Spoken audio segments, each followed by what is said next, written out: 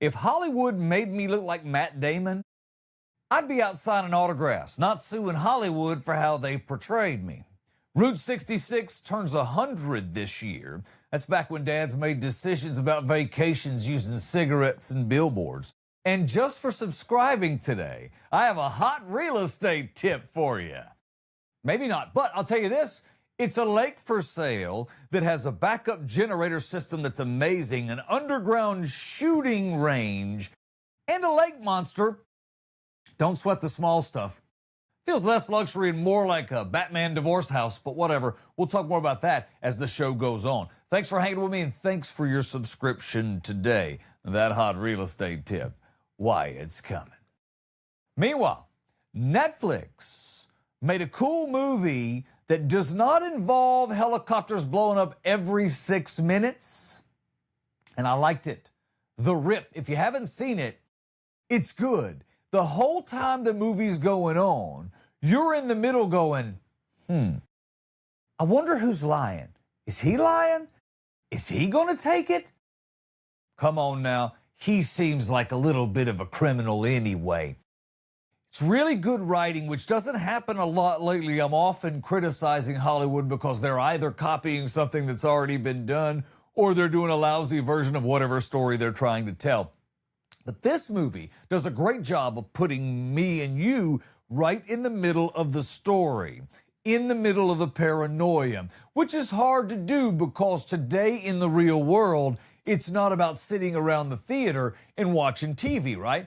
A lot of times, it's just you in your living room or me laying on this big foam couch that I got, watching television, usually with an iPad in my lap and probably my phone. I'm probably also looking at something different on that. And Netflix is well aware that they share their real estate. Like they're only getting about 15 to 20% of your attention at best when you sit on the couch. That might not be you, but that's kind of the deal for most of us. It's rare that I put the iPad down and turn the phone over and say, all right, I'm going to pay attention to this story. Then I saw this. The real people from the story are suing. And immediately I thought, oh, you didn't think the fake version of you was flattering enough? The complaint is we don't appreciate how we were portrayed. It's a movie, not a deposition, dummy. Everything in life has to be stretched. Reality has to be pulled. We only make comedy/entertainment in a few ways. One, we take a story and we stretch it. Exaggeration always brings funny. Two, we take two things that don't belong together and we mash them up. Three, often self-deprecation and or attack humor. That's kind of about our only lanes, really, right? We can shock you and do some other things, and in movies, we can bring the music up real fast and show you that the world's going to change. But that's kind of the box that we live in. If we take away all of those things, the exaggeration portion, you really kind of killed the business model. If Hollywood stuck to just the exact facts, every movie would be 11 hours long and about paperwork. Officer Jenkins checked into the building at 4:12 p.m. Cut to still filing paperwork, roll credits. Nobody needs that much fact. Accuracy's just not that important. Here's the big problem. Everybody thinks if a movie slightly resembles something in my life, somebody needs to pay me. Did you see The Devil Wears Prada 2? Some superstar's hairdresser's all like, no, that's my life. That's all based on me. That's America's side hustle now. If you hadn't got into the game, you need to shape up because right now your money could be shipping out. This is real business. It's like a second job, but you don't have to work for it. You need emotional damages. That's all you need. We're all watching Netflix like, hold on. That fictional criminal right there kind of does have my energy. And the lawsuits, they read more like Yelp reviews than lawsuits. The film caused emotional distress and portrayed me unfairly. Sir, let's get straight. You were not portrayed. Matt Damon was portrayed. That alone should count as a compliment, bro. If Hollywood makes a movie and makes me look like Matt Damon, you can't stop me from standing outside and promoting the movie. I'm at the theater when people walk in, waving, and they don't know me yet, but on the way out, I'm going to be all like, hey, that was basically me. Same dude. I mean, we got a little different hairline, whatever. That's just Hollywood. Fact is, emotionally, that was dead on. That's me. Can I sign you popcorn boxlet? I'll sign it for you, yeah. But forward. Yeah. Somewhere we lost inspired by is not presented exactly as recorded by the clerk of court, right? The phrase basically means, yo, we borrowed some stuff and we added some other stuff because this is entertainment. Your story's fluffy, but it ain't fluffy enough. It's still gonna suck. Do you think Braveheart happened exactly like it did in the movies? Absolutely not. Even historical stuff needs steroids and good lighting. Don't be fooled. Even documentaries today, cheating. The whole game's a lie. They all start with soft piano music and a guy looking out the window. Sadly.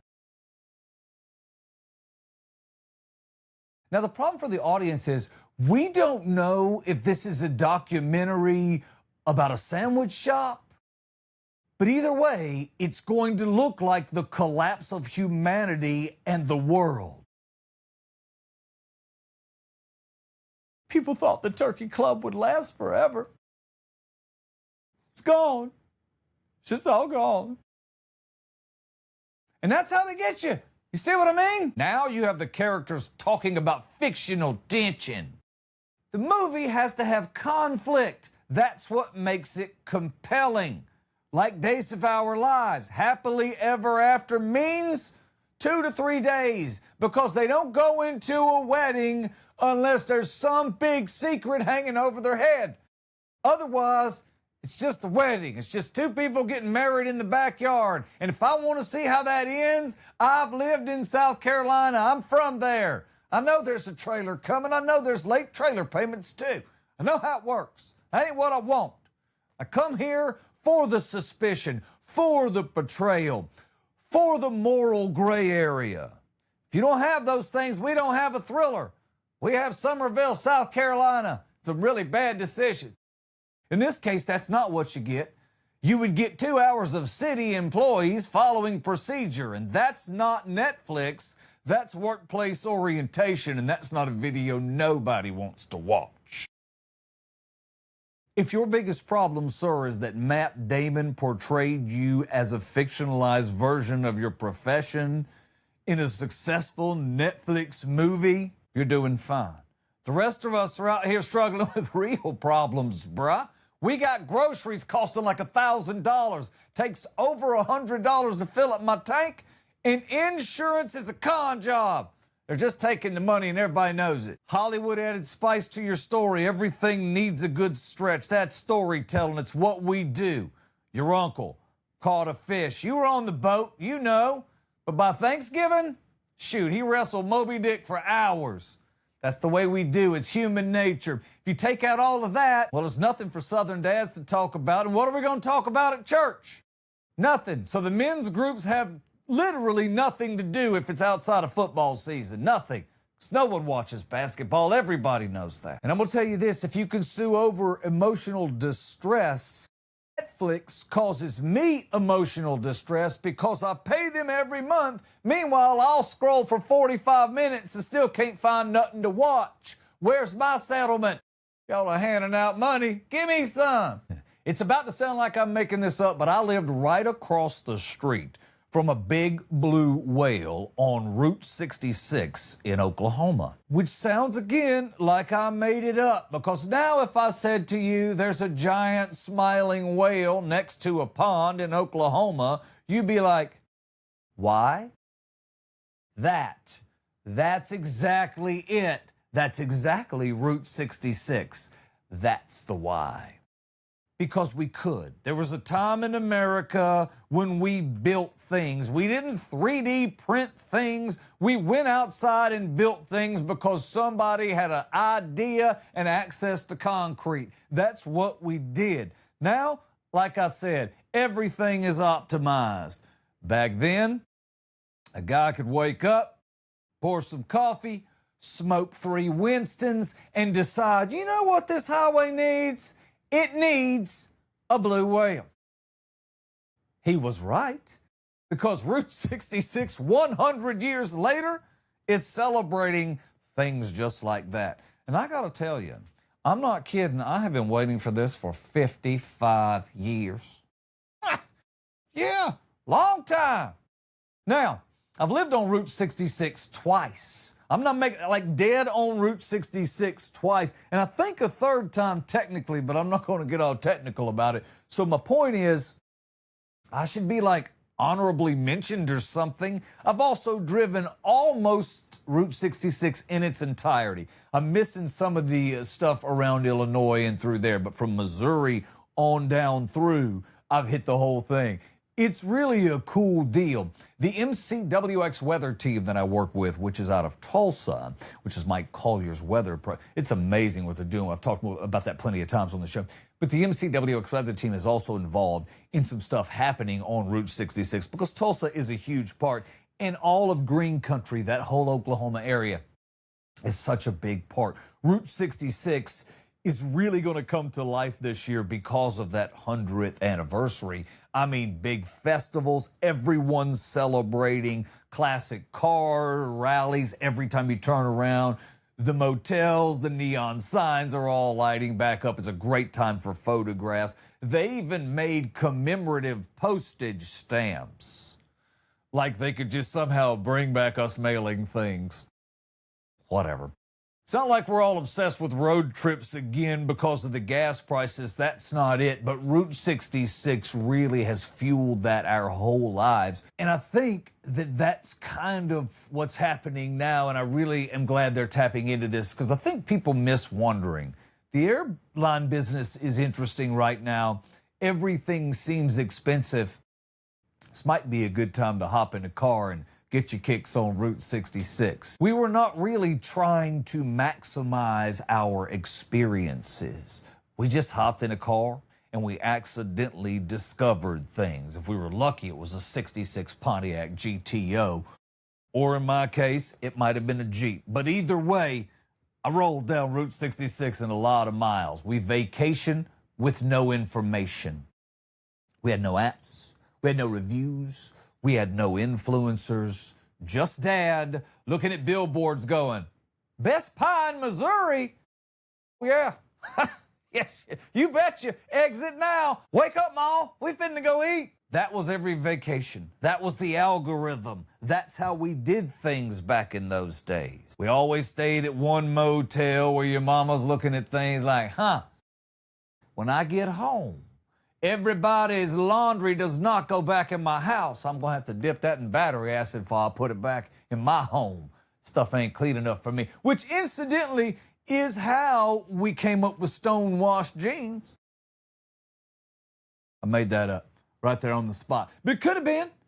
You don't know. That was part of the adventure, though. You didn't know if you were coming home with the rickets or if you were coming home and telling your friends. But you will have taken something back for show and tell because that's how vacations work. When I grew up, now I guess that ain't how they do it. I think, you take a phone shot for Zoom so everybody can look at it. It's probably the same thing, I guess. You don't have to come home with nothing that collects dust for the next 4 years.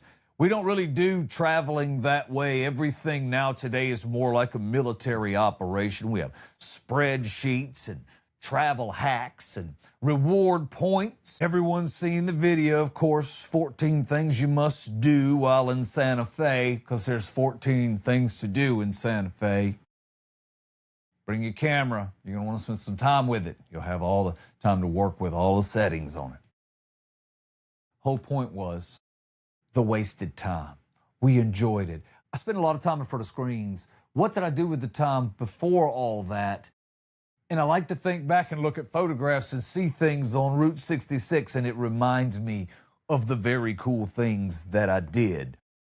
pulling over to see a giant whale for no reason. Driving for a few hours and pulling over on Route 66, seeing an old gas station converted into a restaurant and a dude named Earl making milkshakes. That's America. That's what I'm talking about. That's what Route 66 represents. It's those weird little detours, like you stop at the hotel and the sign says, Clint Eastwood stayed here. Now, you and I both know that was probably 1955, but it don't matter because that is Route 66. That's the lure of the whole thing. Tulsa has a big, big piece of Route 66. And I just did the math again. I have lived on it 3 times, so that's cool. Route 66 is a big part of all of those cities. And if you'll stop in each of those, if you do get a chance to go through, they'll be doing all kind of things. Go online, check it out. And I mentioned MCWX because they have some stuff going on in the city, and they're going to be talking specifically about Route 66 and its impact on America. And if your kids, maybe if you have kids or grandkids, it might seem weird, but that could be a good time. I've done it. My mom and I did a large portion of it in a Jeep. We really got to see some fun things. This is a section where you can park the car and go under the street and read the sign, and there's some stuff in there for information. So it's really cool. There's those kind of little stops along the way, all on Route 66. When you get into New Mexico, like this gas station, I'm a photographer, so I've probably spent a lot longer than I'd like to mention setting that up. Some of the things you see lit up along Route 66 will blow your mind. And if you are a photographer, bring your camera. The night shots out there are just incredible. You could do fun things with your camera. Your phone will get some really good shots, but you can get a lot of roadside ins if you're into that kind of thing. Gas stations and things that you can tell along Route 66. A large portion of it will turn into interstate on the other side of Oklahoma, and then you can get off of it at times, and it really just circles you back into other little cities and brings you right back to the interstate. But still, it's a really good time. You see so many fun things along the way. The Big Texan, if you haven't done that, I know it's a tourist trap, I get all that, but you've got to do it. You got to go in, and if you eat like the 64-ouncer or something, you get your whole meal free. And you might have to waddle out. But whatever, that's a lot of meat. That's like, 32 pounds or something. It's a lot. It's a lot. It's more than folks should probably eat at a regular sitting on a regular day. I think what Route 66 really does for people is it reminds us that life used to allow for these weird little detours. And sometimes you find that the magic, the thing you remember at the end of the whole thing, was something that happened on the detail. That's pretty cool. And finally, $72 million will get you a private island in Montana. And not just an island with an unfinished palace, an underground shooting range. I'm not making this up. Backup diesel tanks, its own ferry system, and a lake monster. Let's not worry about that. We'll talk about it in a minute. Sounds a little less like real estate all of a sudden and more like a Batman problem in the making. The name of it is Cromwell Island. Tell me that's not Batman-y. Oh, yeah. Batman's coming. 348 acres. That's a lot of acres in the middle of Flathead Lake, Montana. You would have the whole thing. It's yours. Untouched shoreline, mysterious atmosphere, haunting gravitational force. What? When my realtor says haunting gravitational force, not me, I'm back in the truck. Bro, that's not a selling point. That's foreshadowing. Oh, and don't forget that the monster is named Flessie, which really sounds adorable, a lake monster named Flessie, till it eats your kayak. Yeah, then it's not pretty anymore, is it? I know what you're saying. You're seeing this or hearing it, and in your mind you're going, whoo, a private island, that's what I'm talking about, Jack. I got my own thing going on. That's some paradise. Oh, that's not what I hear. I hear no Walgreens. I'm a city person. I don't want to be in the country anymore. That's how I grew up. You should not have to meet the pizza delivery guy halfway so that you could get pizza delivered halfway. I need options. Yeah, it was my childhood. It's traumatizing. I want to be able to leave the house and mysteriously wind up in a Chili's in like 11 minutes or less. That island, you gotta coordinate transportation like a Civil War general. Sir, there's no way with the wind shifting that we'll make Costco today. Shall we prepare to bed? No thank you. That's not how I'm going to roll. It's all fun and games till an emergency shows up. That's what rich people, they always talk about it. We'll have private wine tastings on our island. We'll ferry people over. Everything will be magnificent. Whining, boat docks, sunset, mountain views. Right up until somebody gets a little tinge of food poisoning, ain't it? Next thing you know, you got the hantavirus running wild over there and y'all can't get on a boat fast enough. Chest all hurting one night on a Tuesday. Next thing you know, you're all like, Randy, gonna need you to find the boat keys. 911, what's your emergency?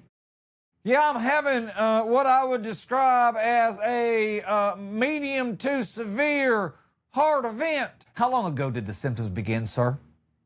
Well, about 40 minutes before Gary got the ferry started. Where are you located, sir? Jurassic Park, apparently. Come on, that's funny. Does Amazon deliver there? Because if not, no thanks. I'm out. Not having it.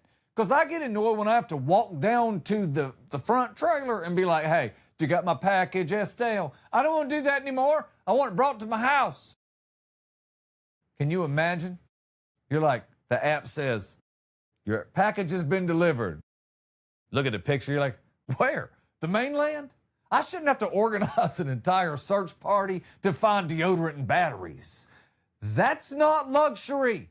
That's the Oregon Trail with money. I ain't signing up for that. And the mansion on the island was never finished. Now, it's beautiful. Do not get me wrong. The guest house is nicer than what most of us live in.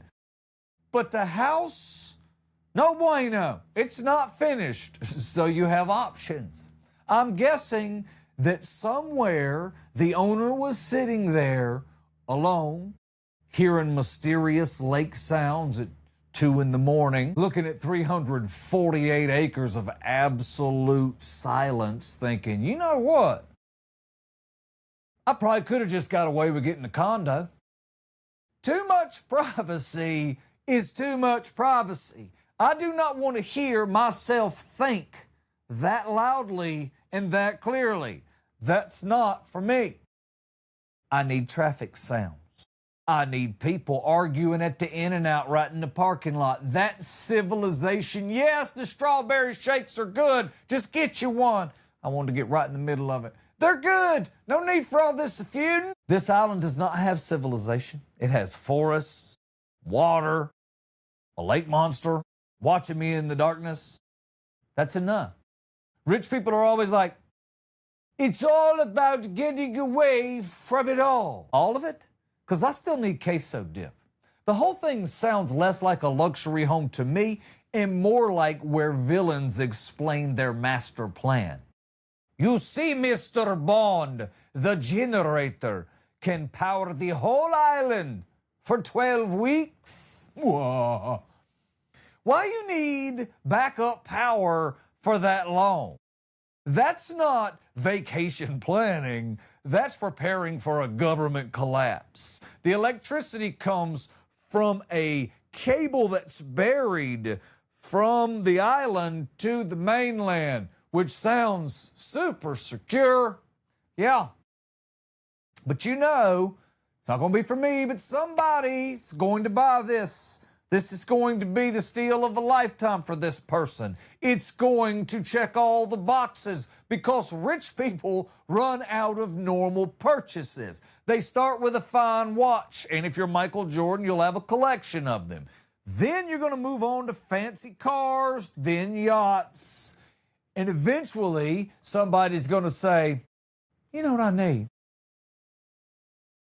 A haunted island with some infrastructure. I still get excited when a hotel has free breakfast and there's no line at the waffle machine.